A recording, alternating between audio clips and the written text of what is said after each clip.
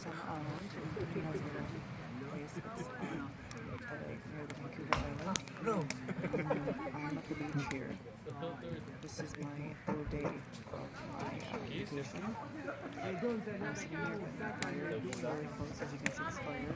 Small, little fire there.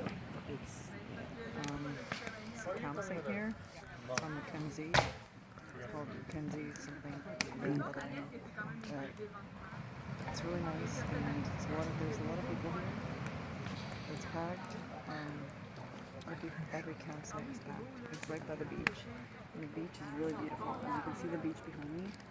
It's really nice. If you're into something like that, and you like the beach, like camping on the beach, this is the place to go.